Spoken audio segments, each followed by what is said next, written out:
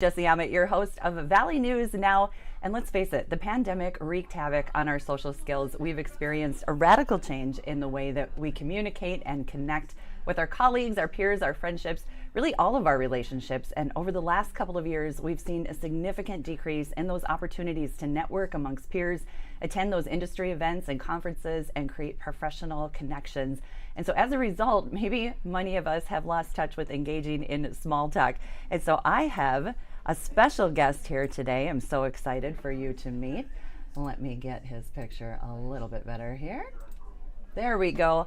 Andreas Lares, and has a beautiful name that I probably really just butchered with my North Dakota accent. But thank you so much for being here. You did great. Thank you. And so you are a managing partner at Shapiro Negotiations Institute, and you are here to show us how to jump back into networking when we might feel really rusty and out of practice talking to other people. Absolutely. And, it starts with good news that there are a growing number of opportunities again. So I think as time has gone on, those kinds of events have really started to crank up. And I think there's that desire for the social component of work. And so there are more opportunities. And so that will allow for more practice. So that's the good news to start. That is the good news. Boy, did I miss those things. If you're an extrovert, that was just kind of like hell. It really was. Well, it's interesting that most people thought of the impact socially on kids, and obviously it's very significant. I've got two young kids, so I get it. Yep. But I think they underappreciated the impact. In particular, social on adults, right? That's a long period of time where it was really adjusted, and then the professional really lagged, right? Companies want to be safe, and so it really lagged. So it's been a long time, but it is starting to crank up again, and so it gives people an opportunity to kind of dust off those skills and get back into it. So how do we do that? How do we do that? I've been reading a little bit up on you, and you kind of talk about just, first of all, you got to put yourself out there. You got to get in those situations. Exactly. And so because the opportunities are now rising, and so start small, maybe, not a massive conference, maybe some local event, but the idea is just getting back into the swing of things, right? To some extent, it's like riding a bike. It can feel kind of scary if, at first, if you haven't done it in so long, but once you get into it, it's typically a lot less concerning and worrisome than you thought it would be. So you want to give yourself a few opportunities to get going, and then I think that would lead into the second one, which is a very big one, which is preparation, right? So if you are lacking confidence, preparation is the only aspect of a situation over which you have control. And so, rather than worrying, you channel that into something like preparation. And what does that look like? Well, that could be preparing 4, 5, 6 questions you may want to ask folks.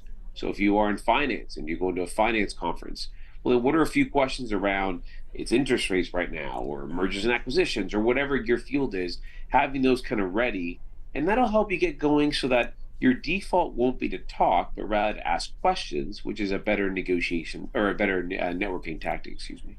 Definitely, and that's something we don't think about is prepping. I think whether you're an introvert or an extrovert, that introvert kind of worries about it, and those like me are just excited to talk, but maybe have no focus, And so Exactly. what a great concept to think about preparing for that, just like you would for any other event, and getting the most out of it. That's really interesting. Now, I do want to give a caveat that a lot of people, well, I don't want to sound canned, right? This is about genuine relationships. And so, of course, the idea is not, okay, here it says, how are you today? Number 2 is, how about that weather, huh? Right? The idea is not necessarily both those questions and so canned, but it's to kind of prime you to get your brain thinking in terms of asking questions, because from a networking perspective, one of the best skills the best networkers have is really genuine curiosity, right? So that's driven by question asking. Definitely. Well, I really like that. So, like you said, prepare a few of those questions, but try not to sound canned. Maybe you can practice with some of your friends a little bit. So, what are some other ways? So you get there, you put yourself out there, you prep a little bit. Okay, now you're at the event. Now what?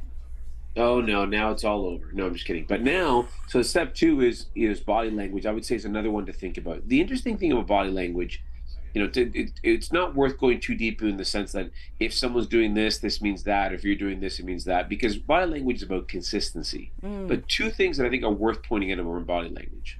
So the first is there's some aspects of it which are contagious. So what do I mean by that? So one very easy one to help make you a better networker very quickly is to smile. So if you smile before you start networking, so literally in the drive, you try to kind of force yourself to smile and think positive thoughts, you will put yourself in a more positive disposition, which will make you certainly easier to talk to. So that's already the first piece. But the second is when you're actually networking and you're speaking with other folks you've never met. If you're smiling, you're more likely to make them smile, and then they're in a more positive disposition, which makes the whole thing more enjoyable and certainly more fruitful. So I think it's underestimated kind of the power of smiling. It's the Yeah. simplest thing, but it can actually affect your temperament and then affect others in a contagious way. So that's the first. And then the second, in line with that kind of pre-prep of smiling, is to do some things that will get you in that positive state of mind before. So there's a lot of research, and it was discussed a lot over the last few years, a power pose, kind of putting Mm. your hands around your hips that way and making yourself appear big, and that can release hormones in your body that actually puts you in a kind of a different state of mind, in a better state of mind for networking. And so some things like that can help you either right before and then during. And it's so easy to do, and it's kind of funny to think that they make an impact, but they do. It is crazy to think that that could impact, but I've done that many times. You know, you have things in life going on, and you're just like, I'm just going to put that smile on, and pretty soon you're starting to feel a little bit better.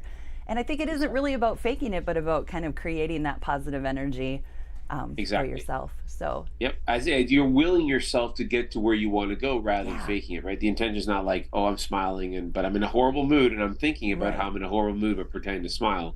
The idea is to try to think about a couple of positive thoughts, smile, and get yourself in a better place. And of Yeah. course, I think we can all, if we start to think about it, of course we're going to be better conversationalists if we're kind of happy and enjoying the place and the conversation. Those things it will come off very genuinely so. Yeah. Oh, I love that. It's about where we're trying to put ourselves, not about putting on a mask. That's great Exactly. advice. That's great advice. So where can we find out more? Where can we see more of you, Andreas?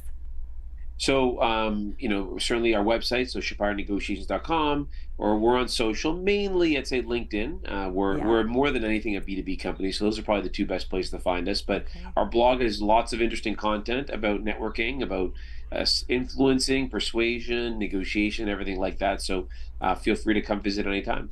Oh, I love that. Thank you so much. These are great skills for us as we're heading back into starting to socialize again, remembering, how to wear pants and all of those kinds of things too.